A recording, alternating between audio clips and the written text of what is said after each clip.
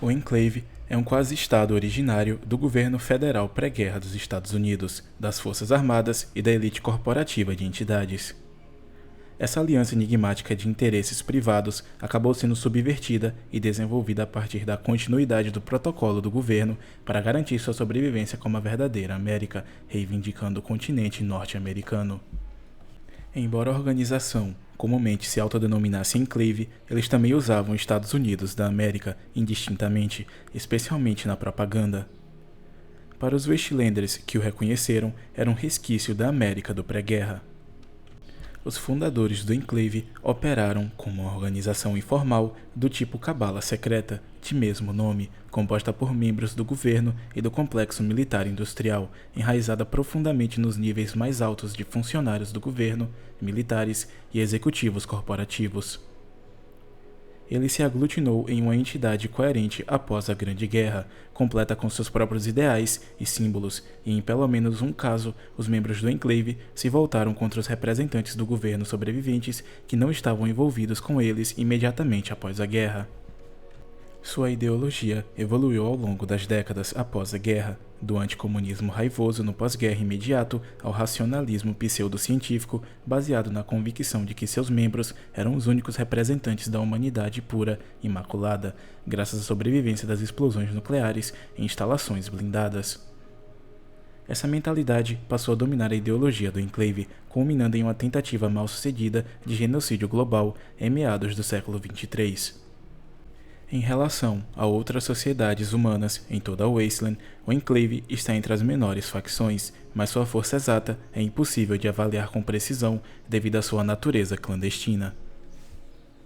A estação de controle da enclave tem a maior concentração conhecida de membros da enclave na Wasteland e abriga os principais aspectos de sua liderança central, abrangida entre 100 e 1000 habitantes em 2241.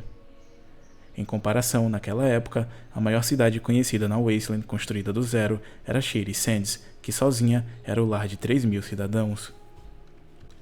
O enclave normalmente cobria problemas de mão de obra, forçando os Wastelanders a trabalhar para eles como recrutas ativos ou escravos, embora não conferisse nenhum benefício especial além da sobrevivência imediata, já que todos eram considerados mutantes dispensáveis.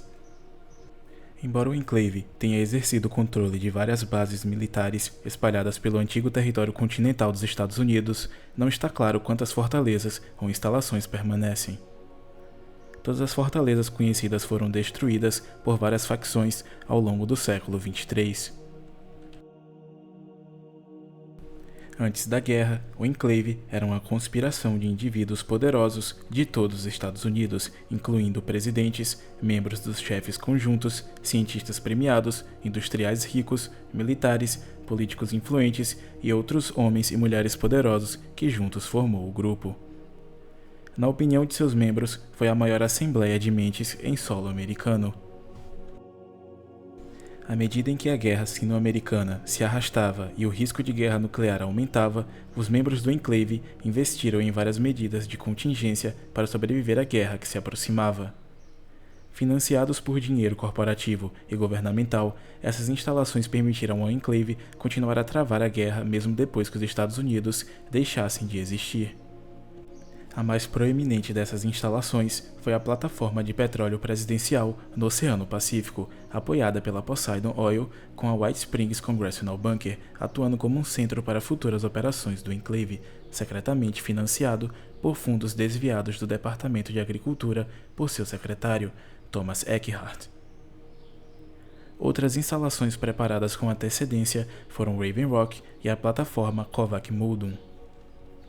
O enclave usou o projeto Safe House e a rede de abrigos subterrâneos da Vault-Tec para um grande experimento social, para testar os ocupantes em circunstâncias únicas. O monitoramento e a pesquisa do Vault foram conduzidos no âmbito do projeto comportamental do Vault. Para monitorar as populações que estão sendo experimentadas, a plataforma de petróleo do enclave possuía uma grande quantidade de equipamentos que lhes permitiam observar e controlar os Vaults. Por exemplo, o enclave enviou o sinal de tudo limpo para o Vault 8 logo após a guerra, levando-os a deixar seu Vault e construir sua cidade. Essas ferramentas de monitoramento também permitiram ao enclave ver que a população do Vault 13 estava praticamente intacta, embora isso só se tornasse importante muito mais tarde. Em março de 2077, com o mundo caminhando diretamente para o confronto nuclear, o presidente dos Estados Unidos e outros membros do enclave recuaram para várias áreas fortificadas ao redor do globo. Outros permaneceram para trás, apenas recuando para abrigos fortificados à medida que a guerra nuclear se tornava iminente. Com um governo paralelo prestes a assumir o governo dos Estados Unidos, caso o pior ocorra, a existência do enclave, para o grande público, era desconhecida. No entanto, isso não impediu que os indivíduos tentassem descobrir sua existência, tanto de dentro quanto de fora do governo. Como a única maneira de ingressar no enclave era ser convidado por eles, a grande maioria do governo desconhecia sua existência, além de rumores e irregularidades no orçamento. Os militares dos Estados Unidos recusaram-se notavelmente a permitir o acesso do enclave a alguns de seus sistemas. Além disso, os poderes constituídos do governo se opuseram amplamente à ideia de um primeiro ataque nuclear contra a China, promovido por alguns membros do enclave. Já na sexta-feira, 4 de junho de 2077, o senador dos Estados Unidos, Sam Blackwell, começou uma investigação sobre o projeto Bunker do Congresso e o envolvimento potencial de Eckhardt e da Vault-Tec. Depois que ameaças não relacionadas foram feitas contra sua filha, Blackwell desapareceu, apenas para reaparecer em breve e fazer uma crítica ao governo dos Estados Unidos. Nele, ele proclamou a existência de um governo paralelo e seus planos doentios sobre os cidadãos americanos em uma polêmica entrevista publicada no Charleston Herald. As notícias de primeira página no Boston Bugle de 19 a 23 de outubro de 2077 incluíam outra exposição do enclave pelo repórter Mags Wetzel, que conseguiu localizar o presidente em uma plataforma de petróleo na costa da Califórnia. Graças a uma fonte anônima, Wetzel também soube que sua designação oficial era Estação de Controle da Enclave, dando, como afirmou Wetzel, créditos aos rumores de um governo paralelo secreto e militarizado, conhecido como Enclave, que assumiria o controle dos Estados Unidos no caso de uma conflagração nuclear. Em 23 de outubro de 2077, a Grande Guerra resultou na destruição do Velho Mundo e na criação da Wasteland pós-atômica, que dominaria o globo pelas centenas de anos seguintes. O governo dos Estados Unidos, em grande parte, deixou de existir.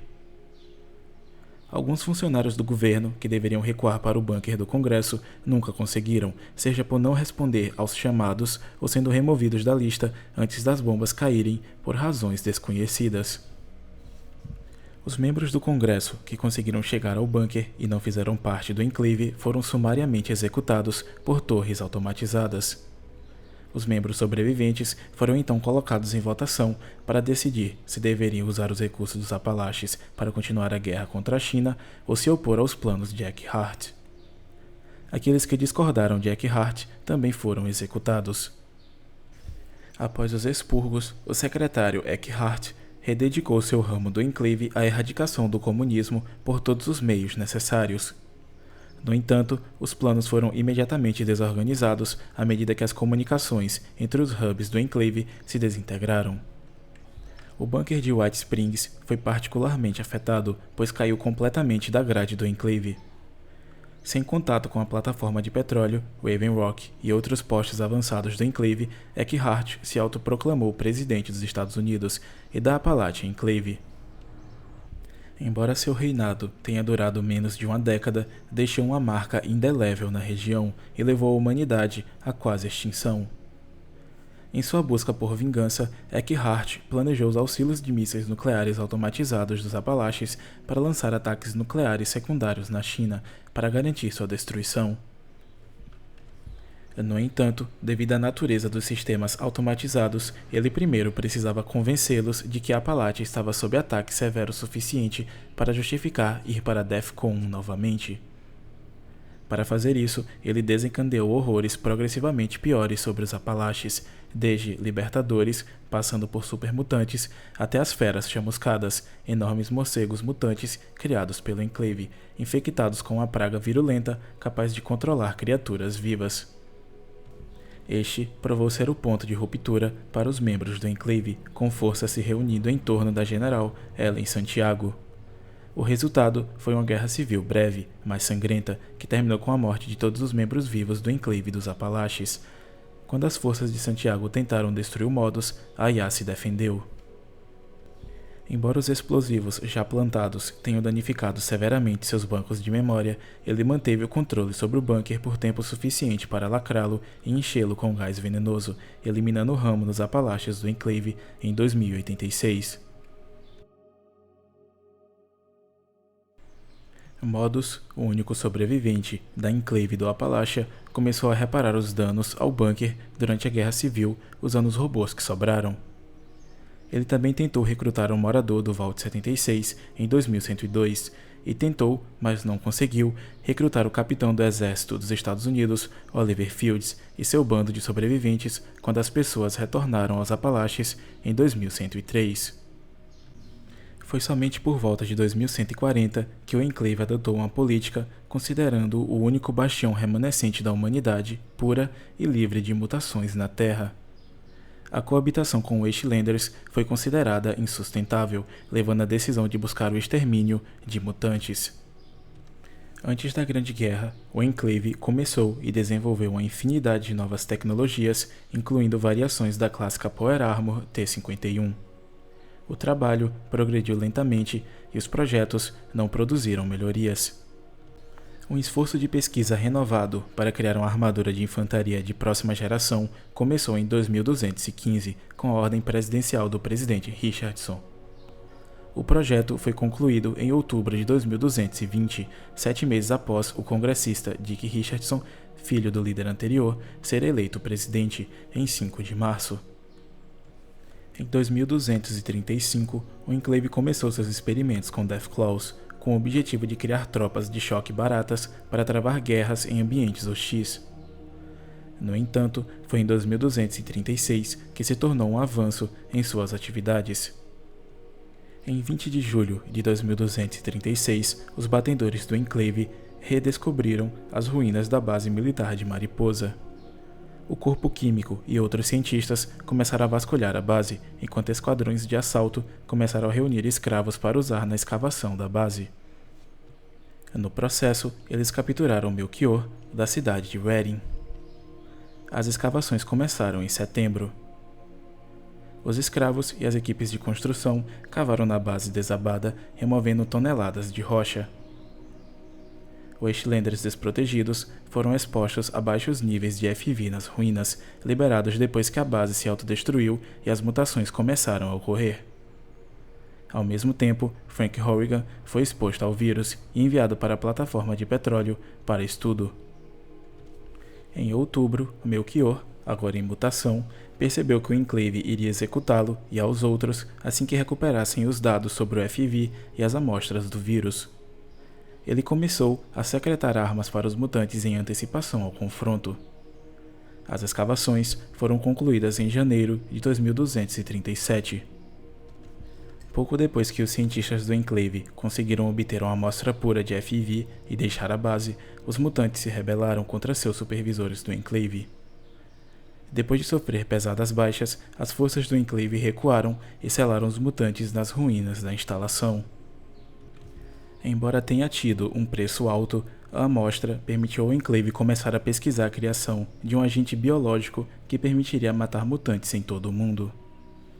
Apelidado de FV-Curlin-13, em homenagem ao tenente-coronel Charles Curlin, o líder do projeto, a amostra foi modificada e refinada pelo Chemical Corps em um assassino incrivelmente eficaz.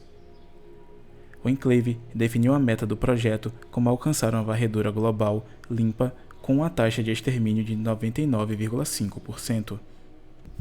Nesse interim, entre 2236 e 2238, os cientistas experimentaram Frank Horrigan. O soldado mutante foi mantido fortemente sedado. Sempre que ele estava consciente, ocorriam incidentes que resultavam em grande derramamento de sangue. Em janeiro de 2239, os testes secaram e foi tomada a decisão de usar Horrigan para o trabalho de campo. Em 27 de março de 2239, Horrigan foi selado dentro de uma armadura de força fabricada sob medida para caber em seu físico maciço.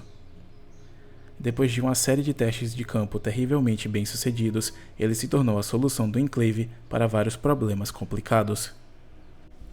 Em 2241, o projeto estava em sua fase final. Embora o enclave tenha enfrentado escassez de certos produtos químicos essenciais, eles contornaram esse problema, formando uma relação secreta com os salvatores de Novo Reno. Em troca de pistolas laser, os mafiosos forneciam-lhes os produtos químicos necessários feitos em seus laboratórios de drogas. O teste final exigiu amostras representativas da população para a toxina e a inoculação contra ela. O enclave invadiu Vault 13 em 16 de março de 2242. Os habitantes do Vault foram levados para a plataforma de petróleo para que a inoculação que tornava os humanos imunes à toxina à base de FIV pudesse ser testada. Quase ao mesmo tempo, a vila de Arroio também foi invadida para adquirir indivíduos para verificar a eficácia do FIV Curlin 13. No outubro de 2242, o teste foi concluído e a eficácia alvo da toxina de 99,5% foi alcançada. 250 mil galões foram fabricados e preparados para lançamento nas correntes de jato. No entanto, horas antes da toxina ser liberada, o escolhido se infiltrou na plataforma de petróleo, assassinou o presidente Dick Richardson e Frank Horrigan e desencadeou uma detonação nuclear, obliterando o suprimento de toxina e evitando o genocídio global.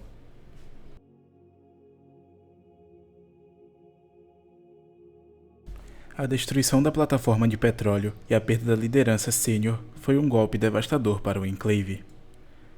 As forças na costa oeste estavam em desordem. Membros de outras instalações dentro da Nova Califórnia e sobreviventes da plataforma, como o Sargento Granito, se reagruparam em Navarro. No final de 2242, um cientista sênior foi contatado por um novo presidente, John Henry Eden, que ordenou a maioria das forças restantes do enclave na costa oeste que deveriam se deslocar para o leste, na Capital Wasteland, perto das ruínas da outrora capital dos Estados Unidos, Washington, D.C. Navarro permaneceu como uma base do enclave com equipe completa. No entanto, alguns anos depois, de 2246, a nova República da Califórnia invadiu Navarro, afirmando que ela representava uma ameaça para a região. O exército da NCR foi vitorioso e os remanescentes do enclave se espalharam ao vento. Os remanescentes do enclave fugiram para o leste ou tentaram se entregar à NCR, com sucesso limitado. Enquanto isso, John Henry Eden juntou-se aos sobreviventes do enclave da costa oeste.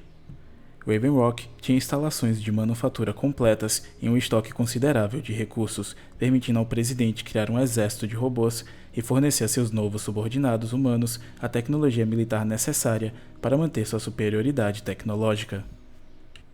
Uma linha separada de robôs, os iBots, foram criados para percorrer a Wasteland, espalhando uma mensagem de esperança e o retorno da América pré-guerra na forma do enclave. O enclave manteve um perfil baixo, raramente sendo visto na Wasteland.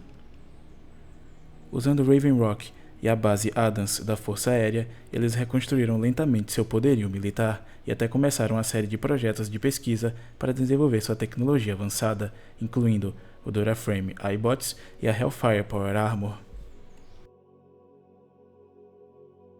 O enclave começou uma campanha de expansão em grande escala em 2277, quando o Projeto Pureza, um purificador de água maciço na Bacia das Marés, em D.C., foi ativado. As forças do enclave invadiram a instalação, estabelecendo um perímetro seguro em torno dela. No entanto, devido às ações do cientista-chefe do projeto, que cometeu suicídio ativando o purificador prematuramente e inundando sua câmara de controle com radiação, quase matando o coronel Augustus Alton no processo, eles foram incapazes de usá-lo. O enclave se concentrou em seguir o filho do cientista, o Lone Wanderer, para localizar a parte necessária para o purificador funcionar e capturou-os em seu caminho para fora do Vault 87. Com o kit de criação do Jardim do Éden em sua posse, o enclave decidiu ativar o purificador. O coronel Augustus Alton desafiou abertamente o plano do presidente de contaminar a água com o FIV modificado para limpar a Wasteland. Em vez disso, o coronel queria usar o purificador como uma forma de unir a Wasteland e estabelecer o Enclave como seu salvador. As tentativas do Enclave foram interrompidas por uma invasão repentina da Irmandade do Aço de Lions. Uma máquina de guerra pré-guerra com o codinome Liberty Prime, assistida pelo Orgulho de Lions e um andarilho solitário, abriu uma faixa nas fortificações do Enclave, matando as tropas de soldados que os tripulavam e destruindo um grande número de Vertibirds que o Enclave chamavam como reforços. A batalha terminou como um sucesso para a Brotherhood, que passa a reivindicar o Purificador, agora ativo. O destino final do Coronel Augustus Alton, presente no Projeto Pureza durante a invasão, permanece desconhecido. A Irmandade usou o Liberty Prime em vários outros ataques contra o Enclave, incluindo o ataque a Raven Rock. Com sua última grande instalação na Capital Wasteland destruída, o Enclave foi forçado a fugir. Reagrupando-se na Mobile Base Crawler em Adams Air Force Base, o Enclave formulou um plano de contra-ataque. A Irmandade foi atraída para a estação retransmissora de satélite. Como de costume, eles lideraram o ataque com o Liberty Prime. O Enclave antecipou isso, e enquanto a máquina de guerra atacou a instalação, ela foi destruída por um mini bombardeio nuclear de Bradley Hercules, uma plataforma de armas em órbita alta. Privada de seu ativo mais importante, a Irmandade estava desmoralizada.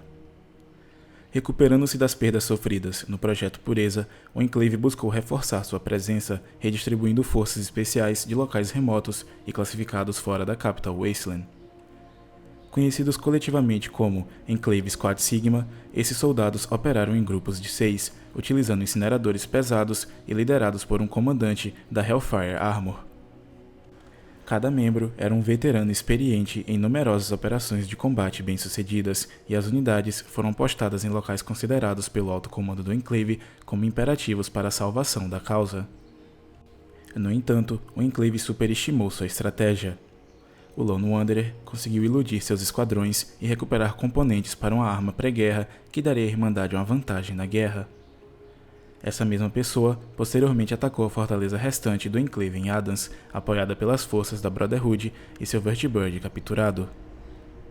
Este ataque culminou na destruição do rastreador, roubando o Enclave de seu último grande centro de comando conhecido.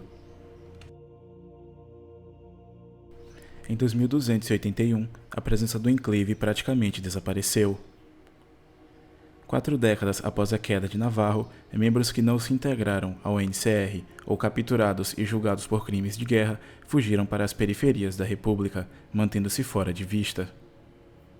Sabe-se que um esquadrão acabou no Mojave Wasteland, na fronteira entre a NCR e a Legião do César.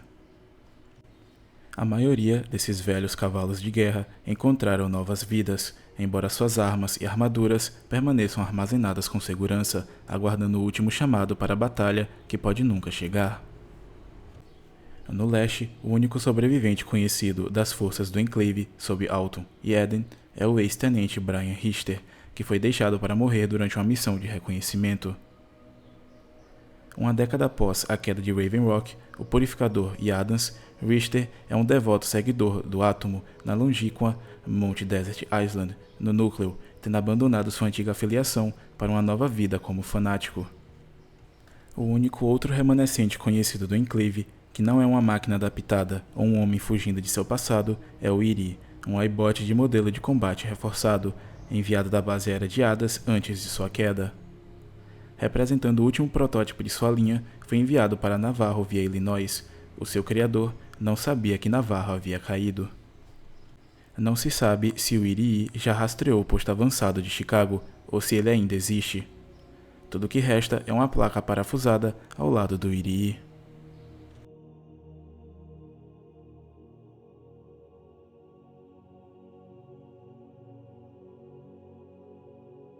A verdadeira extensão do Enclave é desconhecida. A concentração mais forte de suas forças sendo historicamente a Nova Califórnia e a Capital Wasteland, com uma força isolada fazendo uso do bunker de White Springs, nos Apalaches. Em geral, os grandes planos de continuar a guerra contra a China da segurança de seus bunkers foram arruinados por falhas de comunicação e isolamento. As bases do Enclave utilizam as melhores tecnologias de segurança disponíveis. Campos de força são defesas passivas comuns, enquanto torres de plasma e canhões automáticos são posições defensivas estacionárias comuns. As patrulhas do enclave são uma medida defensiva, incluindo entre 3 e 5 soldados armados com armas de alta potência. Além da plataforma de petróleo e Navarro, o enclave tinha locais e bases escondidas em toda a Nova Califórnia e no Mojave Wasteland. No entanto, alguns levantaram a hipótese de que muitos membros viajaram para o leste ou se integraram à NCR. A estação de controle da enclave é uma plataforma de petróleo da Poseidon Energy na costa da Califórnia, designada como um abrigo presidencial. Tornou-se o quartel-general do enclave após a Grande Guerra. A base foi destruída em 2242. A base pré-guerra da Força Aérea de Adams era usada pelo enclave como base de operações após sua derrota em 2242. 10 milhas a sudeste da base da Capital Wasteland, reivindicada pela Irmandade. A Mobile Base Crawler era uma plataforma de míssil móvel do pré-guerra reformada, usada como base e estação de uplink de satélite. Uma base móvel estacionada na base aérea da Força de Adams. Foi destruída em 2278. Há também uma estação Poseidonet ativa do enclave, sob o controle das Vaults, a partir de 2241.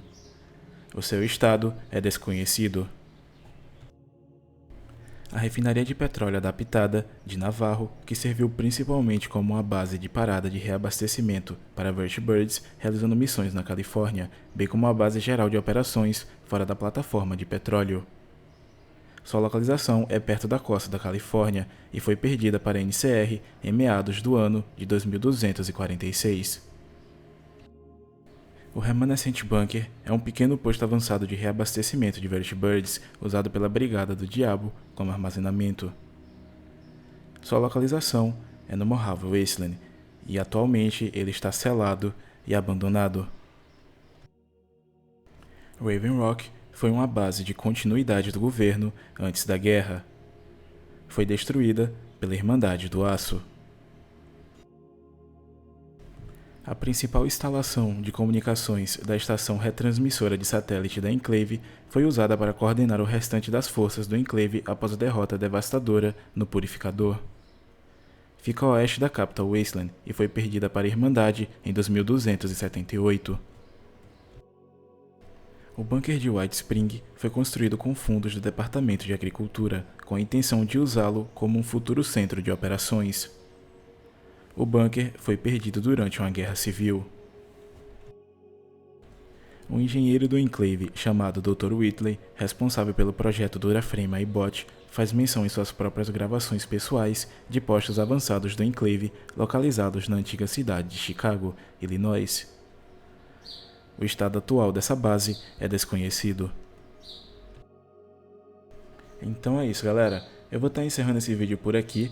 A gente falou aí basicamente tudo que tem para falar sobre a história do enclave. E esse vídeo ele é unicamente aí sobre a história do enclave, certo? Talvez eu faça uns outros vídeos aí de remake falando sobre tecnologia, sociedade do enclave, mas eu acho que não vai ser necessário porque eu já fiz um vídeo sobre esse assunto que já mais novo, né, aí no canal, certo? Sobre a tecnologia, sociedade, relações que a enclave tem com o exterior, né? Que também não é segredo para ninguém essas relações do enclave. Mas eu já fiz aí um vídeo aí até que moderno já no canal, não tem necessidade de eu fazer um remake, certo? Eu suponho, pelo menos. Então é isso, galera. Muito obrigado a todos que assistiram o vídeo até aqui. Lembrando sempre aí, vocês, qualquer erro que acharem aqui no vídeo, só deixar aí nos comentários que eu vou estar tentando resolver para o próximo, certo? E também qualquer tema que vocês queiram ver aqui no canal, não só de Fallout, de qualquer outro jogo aí também que eu possa estar gravando, só deixar aí nos comentários que eu vou estar vendo se eu faço um vídeo, certo? Grupo do Discord do canal, também eu vou estar deixando na descrição. Em breve a gente vai estar fazendo eventos que vão estar até dando prêmios aí para vocês. Então fiquem atentos aí no grupo do Discord, certo? O link na descrição. Então é isso, galera. Muito obrigado e até o próximo vídeo. Valeu!